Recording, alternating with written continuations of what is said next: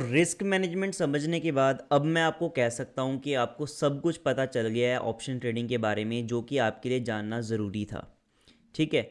लेकिन स्टिल अभी इस पार्ट के अंदर मैं आपके साथ कुछ कॉमन मिस्टेक्स डिस्कस करना चाहता हूँ जो कि ऑप्शन ट्रेडर्स करते हैं, स्पेशली बिगिनर्स करते हैं, जो कि आपको नहीं करनी है। ठीक है, तो ये मिस्टेक्स का ध्यान रखना, क्योंकि ये कॉमन साइकोलॉजिकल मिस्टेक्स हैं जो कि हर कोई ट्रेडर करता ही करता है बिगिनिंग के अंदर। मैंने भी की थी और काफ़ी चांसेस हैं कि आप भी इन मिस्टेक्स को करोगे। लेकिन अगर मैं पहले से ही आपको बता के रखूँगा तो आप थोड़े से कॉशियस पहले से हो जाओगे, जिससे कि आप इन मिस्टेक का जो एक्सटेंट ऑफ जो है इंटेंसिटी है वो आपकी थोड़ी कम हो जाएगी और आपको इससे कम लॉस होगा। तो सबसे पहली मिस्टेक जो ऑप्शन ट्रेडर करते हैं वो है कि इवेंट्स के ऊपर वो बहुत ज़्यादा ट्रेडिंग करते हैं। इवेंट के ऊपर, यानी कि अब मैं बोल सकता हूँ इवेंट के ऊपर वो अग्रेसिव ट्रेडिंग करते हैं, अग्रेसिवली ट्रेड करते हैं अगर कोई इवेंट है। ठीक है। अग्रेसिव ट्रेडिंग इवेंट का मतलब कैसे हो रहा है, जैसे कि सर अभी बजट आके हटा है, तो बजट वाला दिन हो गया या फिर कोई इलेक्शन का रिजल्ट वाला दिन हो गया, ठीक है, या फिर आरबीआई की मीटिंग वाला दिन हो गया, राइट। इन सारे दिनों के अंदर ऑप्शन ट्रेडर्स को पता नहीं क्या हो जाता है, उनको लगता है कि आज के दिन ही वो यहाँ पर पैसा बनाएंगे और ये वाला दिन ही है जो उनके लिए बना है, इसी दिन वो करोड़पति बनेंगे। और इस दिन वो इतनी ज़्यादा अग्रेसिव पोजीशन करेंगे, रिस्क मैनेजमेंट को भी भूल जाएंगे कि भैया बजट वाले दिन तो बहुत बड़ी बड़ी मूव्स आती हैं, इस दिन तो हमें ट्रेड लेनी ही लेनी है चाहे जो मर्जी हो जाए। ठीक है, जैसे कि अभी मैं बजट दिन के आपको दिखाऊं तो 1 फेब को हमारा बजट था, ये बजट का दिन था। तो आप देखो मार्केट कैसे गई है। मार्केट इस लेवल पे ओपन हुई, ठीक है, मार्केट ऊपर गई, फिर मार्केट इतना नीचे आई, यहाँ तक गई। चलो मैं आपको यहाँ पर 15 मिनट का चार्ट यहाँ पर लेके दिखाऊँ जाऊँ बजट वाले दिन, तो आप देखोगे मार्केट इधर ओपन हुई, ये 15 मिनट की कैंडल है, 5 मिनट की कैंडल नहीं है। मार्केट इधर ओपन हुई, ऊपर गई बजट तक, बजट खत्म हुआ, यहाँ पर मार्केट पूरा ऊपर गई, बजट खत्म होने के बाद लगभग इस लेवल तक बजट खत्म हो चुका था। उसके बाद मार्केट बजट के बाद एकदम से ऊपर गई, फिर एकदम से मार्केट बहुत ज़्यादा शार्प यहाँ पर डाउन गई, फिर उसके बाद फिर से ऊपर चले गई इतनी ऊपर। तो एक ही दिन के अंदर 42,000 रुपये से 39,490, लगभग यहाँ पर 2500 पॉइंट का फॉल बैंक निफ्टी के अंदर हमें देखने को मिल गया। ठीक है। अब जिन्होंने यहाँ पर पुट बाय कर ली होंगे उनको तो डेफिनेटली प्रॉफिट हुआ होगा, लेकिन जिन्होंने यहाँ पर कॉल बाय करी है उनको एग्जिट करने का भी मौका नहीं मिला होगा, क्योंकि मार्केट एकदम से इतनी ज़्यादा फियर्स फॉल यहाँ पर गिरी है कि उनको यहाँ पर नुकसान हुआ ही हुआ है। और मैं आपको एक बात बता दूं, इस यहाँ तक ये जो स्टार्टिंग का 1.5 घंटा था, इससे पहले क्योंकि सभी को पता था कि बजट आने वाला है, ऑप्शन सेलर्स को भी पता था बजट आने वाला है, तो उनको भी डर था कि मार्केट में बहुत बड़ी मूव्स आ सकती हैं, इस तरीके की वॉलेटिलिटी हमें देखने को मिल सकती हैं। तो ऑप्शन जो 100 रुपये में बिक रही थी वो ऑप्शन पहले ही 150 रुपये के ऊपर बिक रही थी, यानी कि 100 रुपये वाली ऑप्शन की प्राइसिंग पहले ही इन्फ्लेट हो रखी थी। और ये पहले 1 घंटे के अंदर क्या हुआ, वो प्राइसिंग नॉर्मल होते होते 150 से नॉर्मल होते होते 120 तक पहुंच गई। तो अगर आपने यहाँ पर ओपनिंग के अंदर ये ऑप्शन बाई करी होती तो जो मर्जी है, चाहे आपने यहाँ पर कॉल ऑप्शन भी बाई करी होती, तब भी मार्केट के अंदर जो प्रीमियम है वो नॉर्मल आ रहे थे और आपको यहाँ पर नुकसान होता ही होता। तो यानी कि इवेंट वाले दिन, या फिर मैं बोलूँ इवेंट वाले दिन अग्रेसिव ट्रेडिंग वो कर लेते हैं। और एक चीज़ और मिस्टेक वो करते हैं कि वो निगलेक्ट करते हैं सबसे इंपॉर्टेंट चीज़ को, वॉलेटिलिटी को। ऑप्शन ट्रेडर को ये तो पता चल जाता है कि भैया थीटा उनका एनिमी है, तो टाइम वैल्यू उनके ऊपर ध्यान देना है, थीटा के ऊपर ध्यान देना है। और उनको ये पता होता है कि डेल्टा उनके फेवर में जा रहा है, डायरेक्शन अगर मूव आ रही है कॉल बाय करेंगे, और मूव अपसाइड में आएगी तो उनको फ़ायदा देगी, और मूव डाउन साइड में आएगी तो उनको नुकसान देगी। डेल्टा और थीटा का वो ध्यान रखते हैं, लेकिन सबसे ज़्यादा वो चीज़ जो कि इम्पैक्ट करती है प्रीमियम्स को वो है वॉलेटिलिटी, जो कि विगत से आप देखते हो, उसको वो भूल जाते हैं। तो यहां पर यही होता है कि मार्केट में जब वॉलेटिलिटी बढ़ी हुई होती है, इस इवेंट से पहले वॉलेटिलिटी विक्स है जो आपका बढ़ा हुआ होता है, वीगा पहले ही इतना ज़्यादा इफेक्ट दे चुका होता है, प्रीमियम पहले ही इतने ज़्यादा बड़े होते हैं कि उसके बाद अगर मार्केट में थोड़ी मोटी मूव आ भी जाती है तब भी प्रीमियम को कोई फर्क नहीं पड़ता। रादर इवेंट खत्म होते ही, जैसे ही यहाँ पर इवेंट खत्म होता है, वॉलेटिलिटी है विक्स है वो अपना नॉर्मल लेवल्स के ऊपर वापस आना शुरू होता है, गिरने शुरू होती है वॉलेटिलिटी, तो प्रीमियम भी आपके वहाँ पर गिरने शुरू होते हैं। तो इस चीज़ को इग्नोर कर कभी भी नहीं करना चाहिए। इवेंट अगर कोई भी दिन है उस दिन नो डाउट आप ट्रेडिंग करना चाहो तो करो, लेकिन अग्रेसिव ट्रेडिंग मत करो ये मान के कि उस दिन तो बहुत बड़ी बड़ी मूव आएंगी, आपको यहाँ पर बहुत तगड़ा फायदा हो जाएगा, ऐसा बिल्कुल भी मत करो। रादर इवेंट वाले दिन क्योंकि बड़ी मूव्स आती हैं तो आपको वहाँ पर कम क्वांटिटी के साथ ट्रेड करना चाहिए, क्योंकि आपके स्टॉप लॉस के जो लेवल है वो बड़े बड़े रहेंगे और टारगेट भी आपको वहाँ पर बड़े मिलेंगे। तो अगर आप ज़्यादा क्वांटिटी के साथ करोगे और बाई चांस आपका स्टॉप लॉस हिट हो गया बड़े पॉइंट के ऊपर, तो वो आपका जो मैंने रिस्क मैनेजमेंट का आपको मेथड सिखाया था 3% की रिस्क वाला कैपिटल वाला, वो आपको फॉलो नहीं होगा। और इसी वाले दिन क्या होता है कि लोग अपने कैपिटल पूरी की पूरी उड़ा लेते हैं या फिर मेजर कैपिटल का लॉस इन ऐसे इवेंट वाले दिन में वो करते हैं। तो इन मिस्टेक से आपको बच के रहना है। देन इसका ही फॉलोअप मिस्टेक क्या करते हैं कि अपने लॉसेस को कट नहीं करते।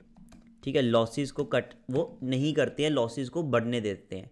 ठीक है, मान लो कि उन्होंने यहाँ पर लेट्स से यहाँ पर कॉल ऑप्शन बाई करी, मार्केट नीचे गिर रही है, उनका स्टॉप लॉस वहाँ पर हिट हो गया, वो कहेंगे क्या करेंगे, बैठे रहेंगे। वो क्या देखेंगे, यार नहीं यार मार्केट तो ऊपर जा रही थी, ये तो वैसे ही फेक मूव आई है डाउन साइड के ऊपर, मैं ऐसे करता हूँ स्टॉप लॉस नहीं लगाता हूँ, मार्केट वापस से ऊपर चले जाएगी। और मार्केट क्या करती है, नीचे चली जाती है और ऑप्शन पूरी उनकी ख़त्म हो जाती है। और फिर वो बैठे रहते हैं, यार मैं अगर काट लेता तो मेरा सिर्फ 3% का ही लॉस होता, अब क्योंकि मैंने नहीं काटा है तो मेरे अब 25% कैपिटल उठ चुकी है, 50,000 में से मेरे 10,000 रुपये 12,000 रुपये उड़ चुके हैं, या फिर कईयों के तो 20-20 25,000 रुपये उड़ जाते हैं, कईयों के अकाउंट ही पूरा साफ हो जाता है।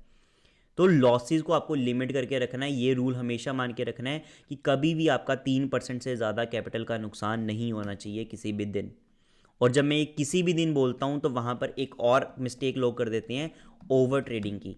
स्टार्टिंग के अंदर वो क्या करेंगे, ओपनिंग में ट्रेड ली है, प्रॉफिट हो गया 1% 2% का उनको प्रॉफिट हो गया, या फिर उनको 1-2% का वहाँ पर नुकसान हो गया। ठीक है, फिर उसके बाद वो एक और ट्रेड लेंगे, अगर उनका प्रॉफिट अवेल है, स्टार्टिंग में प्रॉफिट हो गया 2% का प्रॉफिट हो गया, उसके बाद फिर भी नहीं रुकेंगे, उसके बाद एक और ट्रेड दिखती जाएगी, क्योंकि मार्केट तो चल रही है, मार्केट चलती जाएगी तो आपको ट्रेड दिखती जाएगी। अगर आपने यहाँ पर कॉल की बाइंग की ट्रेड दिखी थी आपको, उसके बाद मार्केट गिर रही है तो आपको कॉल सेल की ट्रेड दिखेगी, फिर मार्केट यहाँ पर बढ़ रही है तो आपको कॉल बाइंग की ट्रेड दिखेगी। तो जब तक आप मार्केट को देखते जाओगे आपको कोई ना कोई ट्रेड दिखती रहेगी मार्केट के अंदर कि मैं ये ट्रेड ले लूँ वो ट्रेड ले लूँ, मतलब कि मार्केट आपको टेम्प्ट करती जाएगी और आप बार बार ट्रेड करते जाओगे। एक ही दिन में इतनी ज़्यादा ट्रेड ले लोगे कि आपकी ब्रोकरेज भी बढ़ जाएंगी, चार्जेस भी बढ़ जाएंगे, और अल्टीमेटली जो मॉर्निंग में आपने प्रॉफिट कमाया था उसको at the end of the day आप देखोगे कि 2% का प्रॉफिट आपका चल रहा था सुबह, लेकिन क्लोजिंग होते होते आपका 2% 3% या फिर इवन कि 10-20% का लॉस चल रहा है। तो ओवर ट्रेडिंग आपको नहीं करनी है। तो इसका सीधा सा क्या रीज़न है, क्या तरीका है ओवर ट्रेडिंग से बचने का, कि आप अपने रिस्क मैनेजमेंट को फॉलो करो और अपनी मैक्सिमम ट्रेड फिक्स कर लो कि एक दिन के अंदर मैं 2 ट्रेड से ज़्यादा नहीं लूँगा।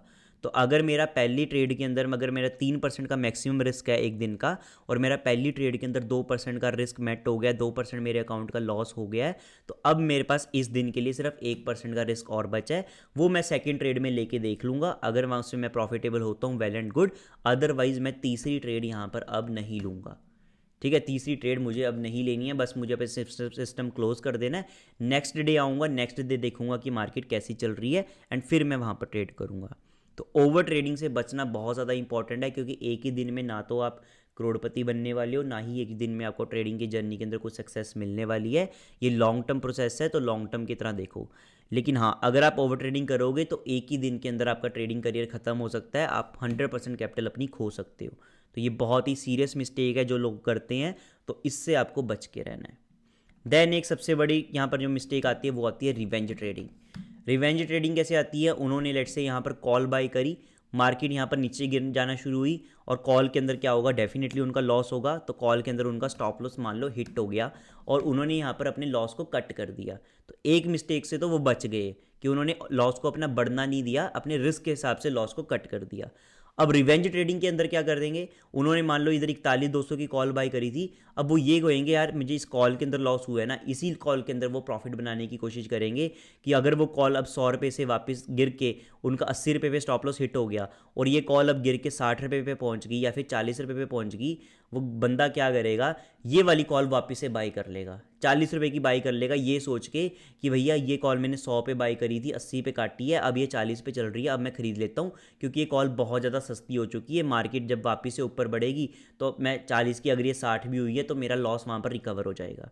इसको हम बोलते हैं रिवेंज ट्रेडिंग, कि आपने जो पोजीशन स्टार्टिंग में ली थी बस आप उसके पीछे ही पड़ गए हो, उसी पोजीशन के अंदर आप प्रॉफिट कमाने की सोच रहे हो।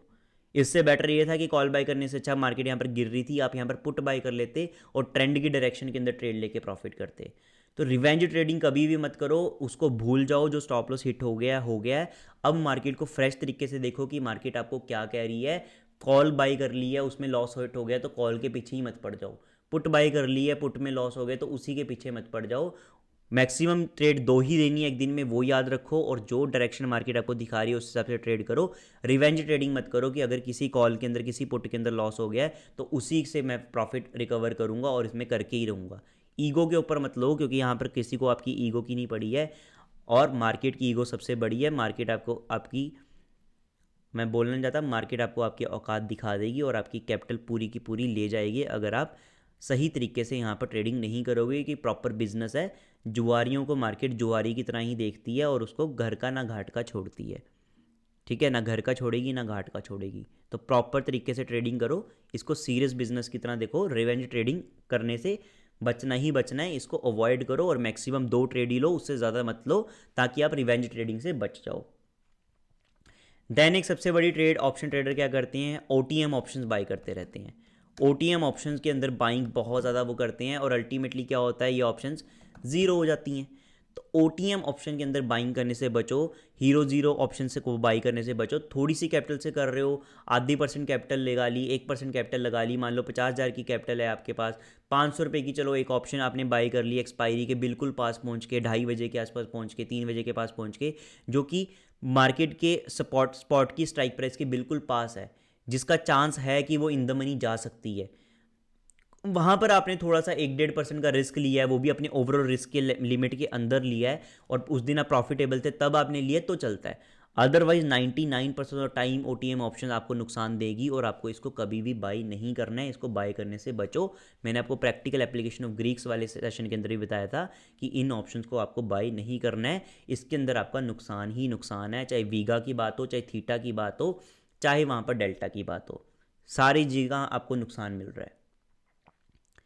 देन एक मिस्टेक करते हैं वो है ग्रीड, कि लालच करते रहते हैं, कोई एग्जिट प्लान नहीं उनका होता, और ग्रीड बहुत ज़्यादा वो यहाँ पर करते रहते हैं। मान लो कि उन्होंने 80 रुपये की ऑप्शन बाई करी, 60 रुपये का स्टॉप लॉस था, टारगेट उसका 120 का था, ऑप्शन का टारगेट वहाँ पर 120 तक पहुँच चुकी है। अब ये बंदा क्या कर रहा है, स्टॉप लॉस तो 60 पे ही रखा हुआ है ना, तो ऑप्शन को 120 पे काट रहा है। अब सोच रहा है ये तो बहुत बढ़ चुकी है, बढ़ रही है बढ़ रही है, अब ये 200 जाएगी 150 जाएगी, ये सोच के बैठा रहता है और इस ऑप्शन को काटता नहीं है। और अल्टीमेटली क्या होता है, वो ऑप्शन 120 की गिरते गिरते गिरते गिरते 60 रुपये तक पहुंच जाती है, और फिर वो बैठा रहता है, यार नहीं यार मेरा तो प्रॉफिट हो रहा था 40 पॉइंट का, मैं चलो इसको नहीं काटता हूँ अभी, वापिस से ये ऑप्शन जब 80 पे आ जाएगी ना, या फिर 120 पे आ जाएगी, तो मैं इसको एग्जिट कर दूंगा। चलो जितना प्रॉफिट पहले हो रहा था उतना दिखेगा तो मैं एग्जिट कर दूंगा, या फिर मेरे एटलीस्ट कॉस्ट पे आ जाएगा तो मैं एग्जिट कर दूंगा। और होता क्या है, आपको भी पता है मुझे भी पता है, कोई भी इसको एग्जिट नहीं कर पाता है, वो ऑप्शन फिर गिरती चल जाती है, आपका लॉस बढ़ जाता है, फिर आप पैनिक कर जाते हो कि आपका तो लॉस काफ़ी हो गया, 3% सर ने बोला था, मेरा तो 10% का लॉस हो गया। आप उसको एग्जिट कर दोगे, फिर 10-20 रुपये पे 30 रुपये पे जितने भी बचेगी, उसके बाद वो ऑप्शन बढ़ना शुरू हो जाती है। तो इससे बेटर ये है कि लालच मत करो, एग्जिट प्लान आपका प्रॉपर होना चाहिए। स्टॉप लॉस अगर आपने लगाया है तो उसको रिस्पेक्ट करो, स्टॉप लॉस से नीचे कभी भी नहीं जाने देना, स्टॉप लॉस ऑर्डर कभी भी एग्जिट नहीं करना है, उसको मॉडिफाई करना है तो अपसाइड के ऊपर करना है, ट्रेल करना है। तो अगर आपने 80 रुपये की ऑप्शन बाय करी है, 60 का आपका स्टॉप लॉस था, ऑप्शन आपकी 80 से 120 चले गई है और आपको लगता है ये ऑप्शन और ऊपर जा सकती है, तो स्टॉप लॉस को ट्रेल कर दो ताकि एटलीस्ट आपका प्रॉफिट प्रिजर्व रहे। ठीक है ना, 60 रुपये के स्टॉप लॉस को ट्रेल करके आप 100 रुपये के ऊपर ले जाओ, ताकि अगर 120 से ये ऑप्शन गिरती भी है, कम से कम आपको 20 रुपये का प्रॉफिट तो, जितना आपने रिस्क लिया था 20 रुपये का रिस्क लिया था, 1:1 की रिस्क रिवॉर्ड रेशो तो आपको मिले। जो मेहनत करी है, स्किल लगाई है, एनालिसिस करी है, प्रॉफिटेबल हो रही है, उसका कोई रिवॉर्ड तो मिलना चाहिए। तो ये चीज़ को आप ध्यान में रखना और इस हिसाब से आप अपनी ट्रेडिंग करना। तो एग्जिट प्लान आपका हमेशा होना चाहिए, स्टॉप लॉस आपका हमेशा होना चाहिए कि अगर मार्केट नीचे को जाती है, रिवर्स करती है, अनफेवरेबल पोजीशन में जाती है, तो आपका एग्जिट ऑटोमेटिकली होना चाहिए। ये नहीं कि आप उस वक्त बैठ के सोच रहे हो कि एग्जिट करूँ या ना करूँ, तो आपका स्टॉप लॉस पहले ही प्लेस में रहना चाहिए जो कि आपको एग्जिट करवाएगा। ठीक है ना।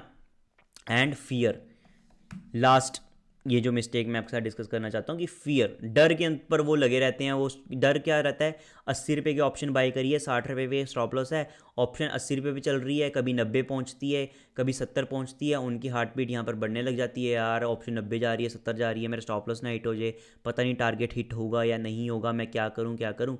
ये सोच सोच के ऑप्शन 80 के 70 जाती है, 69 जाती है, 68 जाती है, वो यहाँ पर एग्जिट कर देता है पहले ही। और ये ऑप्शन एक्चुअल में क्या होता है कि 60 तक पहुंचती ही नहीं है, 68 के बाद 67 66 जाती है और उसके बाद ये ऑप्शन फिर बढ़ना शुरू हो जाती है और 120 तक पहुंचती है। फिर आप पछताते हो, यार मैं अगर स्टॉप लॉस में बैठा रहता, स्टॉप लॉस से पहले मैं एग्जिट ना करता, स्टॉप लॉस ही लगाए रखता, तो मैं अभी प्रॉफिटेबल होता। ठीक है ना। तो यहाँ पर क्या हावी हो गया, आपके ऊपर डर हावी हो गया कि आप फियर के अंदर आके आपने डिसीजन ले ली। और फियर आपके ऊपर हावी क्यों हुआ है, क्योंकि आपकी पोजीशन साइजिंग सही नहीं थी, क्योंकि आपने यहाँ पर क्वांटिटी इतनी ज़्यादा ले ली थी कि जब आपका 20 रुपये का स्टॉप लॉस था, आपको सिर्फ 10 रुपये के मार्केट के नीचे अनफेवरेबल मूव आने से, 10 रुपये आपके ऑप्शन गिरने से ही आपको डर लगना शुरू हो गया। तो अगर आपका रिस्क वहाँ पर कम होगा, आपकी लॉट ही एक होगा और 500 रुपये का आपको नुकसान हो रहा होगा और आपको पता है कि आप एक दिन के अंदर 1500 रुपये का रिस्क ले सकते हो, तो आप कभी भी उसको 500 रुपये के लॉस में नहीं काटोगे, क्योंकि आपको पता है अगर 20 रुपये का स्टॉप लॉस हिट भी हो गया तब भी मेरा 1000 रुपये ही हिट होगा और मेरा तो स्टॉप लॉस 3% का है, मैं 1500 का रिस्क ले सकता हूँ, अभी भी मैं 1% से एक्स्ट्रा ट्रेड ले सकता हूँ और ट्रेड मैं ढूंढ सकता हूँ। तो जब आपकी पोजीशन साइज ज़्यादा रहेगी, अगर अपने पहली 10 लॉट बाई कर ली हैं तो आपको 10 पॉइंट के डाउन मूव पे ही 5000 का नुकसान हो रहा है, जो कि आपकी कैपिटल का 10% है, तो आप डेफिनेटली डरोगे और आप इसको पहले ही काट दोगे। तो यहाँ पर ये गलतियाँ नहीं करनी है और इन सारी गलतियों से बचने का एक ही तरीका है, जो मैंने लास्ट पार्ट के अंदर, इससे पिछले वाले पार्ट के अंदर मैंने आपको रिस्क मैनेजमेंट सिखाई है, उसको आपने फोकस करना है कि रिस्क रिवार्ड रेशो 1:2 की रखनी है, आपको प्रोबेबिलिटी और प्रॉफिट का ध्यान देना है, 3% से ज़्यादा का रिस्क आपको एक दिन में नहीं लेना है, 2 ट्रेड से ज़्यादा ट्रेड आपको बिल्कुल भी नहीं करनी है। ठीक है ना। स्टॉप लॉस अगर आपको पहले ही सिस्टम के अंदर पता होना चाहिए, उसको ट्रेल करते जाओ और पोजीशन साइजिंग अपनी स्टॉप लॉस के हिसाब से और परसेंटेज कैपिटल के रिस्क के हिसाब से आपको रखनी है। ये सारी चीज़ें आप रखोगे तो ये सारी चीज़ें ऑटोमेटिकली अवॉइड हो जाएंगी, क्योंकि आपने रिस्क रख लिया, स्टॉप लॉस रख लिया, तो लॉसेज कट करने की बात ही नहीं आती है, लॉसेज आपका ऑटोमेटिकली कट हो जाएगा। ओवर ट्रेडिंग की बात नहीं आती है, क्योंकि 2 ट्रेड से ज़्यादा आप ले ही नहीं रहे हो, क्योंकि उसके बाद आपका रिस्क मेट हो गया, अब आपको नेक्स्ट डे की वेट करनी पड़ेगी। ठीक है ना। इवेंट ट्रेडिंग के ऊपर जो मर्जी आप कर लो, आपने अपने स्टॉप लॉस अपना डिफाइन कर रखा है, क्वांटिटी अपनी डिफाइन कर रखी है, तो अग्रेसिव रिस्क आप ले ही नहीं सकते, क्योंकि आपका मैक्सिमम रिस्क 3% का ही है। तो इवेंट पे भी ट्रेड करो तो 3% से ज़्यादा नहीं आप खोओगे। ठीक है ना। रिवेंज ट्रेडिंग आप नहीं कर सकते, क्योंकि 3% से ज़्यादा रिस्क नहीं है। और ओटीएम ऑप्शन का मैं आपको ऑलरेडी बता चुका हूँ, ग्रीड का भी आपको बता रखा है, स्टॉप लॉस एग्जिट का, फियर से बचने का भी यही तरीका है कि पोजीशन साइजिंग सही रखो। और कहने का मतलब है रिस्क मैनेजमेंट को आप फॉलो करोगे तो सारी मिस्टेक जो कि ऑप्शन ट्रेडर करते हैं, बिगनर करते हैं, जो कि अगर आप रिस्क मैनेजमेंट फॉलो नहीं करोगे तो आप लोग भी इसी मिस्टेक्स को करोगे। और उससे बचने का एक ही तरीका है कि रिस्क मैनेजमेंट को ध्यान में रखो और साथ ही साथ ये वीगा के कंसेप्ट को, वॉल्टिलिटी के कंसेप्ट को ध्यान रखो। अगर आप कोई इवेंट आने वाला है, और उसको पता करने का तरीका क्या है, investing.com पे जाओ, टूल्स के अंदर जाओ, इकोनॉमिक कैलेंडर में देख लो कि कोई इवेंट तो नहीं आ रहा। ठीक है जी। बाकी आपको पता चल ही जाता होता है कि बजट आ रहा है या कि क्या चीज़ आ रही है, और वो इकोनॉमिक कैलेंडर के अंदर भी आपको पता चल जाएगा। तो ये कॉमन मिस्टेक हैं जो कि ऑप्शन ट्रेडर कर रहे हैं, इनसे आपने बचना है। और इनसे बचने का एक ब्रह्मास्त्र जो कि मैं बोलता हूँ वो सिंपल ये है कि रिस्क मैनेजमेंट को फॉलो करो और बाकी सारी चीज़ें छोड़ दो। ओके, सो यहाँ पर हमारा कोर्स होता है ख़त्म। ये सारी चीज़ें आप करोगे तो आप एक सक्सेसफुल ट्रेडर बनने की शुरुआत कर लोगे, और धीरे धीरे एक्सपीरियंस के साथ फिर आपकी स्किल और इम्प्रूव होती जाएगी और आप एक प्रॉफिटेबल ट्रेडर आसानी से फिर बन जाओगे। लेकिन अगेन, अगर आप ये सारी चीज़ें फॉलो नहीं करोगे, रिस्क मैनेजमेंट फॉलो नहीं करोगे, तो आप भी एक जो गलतियां मैंने बताई हैं ये गलतियां करोगे और फिर आप भी कैपिटल अपनी पूरी की पूरी खो दोगे। तो यहाँ पर मैं एक डिस्क्लेमर दे रहा हूँ कि अगर आप ये चीज़ें नहीं फॉलो करोगे तो मान के चलना कि आप यहाँ पर प्रॉफिटेबल ट्रेडर कभी भी नहीं बन पाओगे। और श्योरिटी है यहाँ पर, 100% श्योरिटी है कि आप अपनी कैपिटल को 100% खो दोगे। तो रिस्क मैनेजमेंट को फॉलो करना इसलिए बहुत ज़्यादा इंपॉर्टेंट है।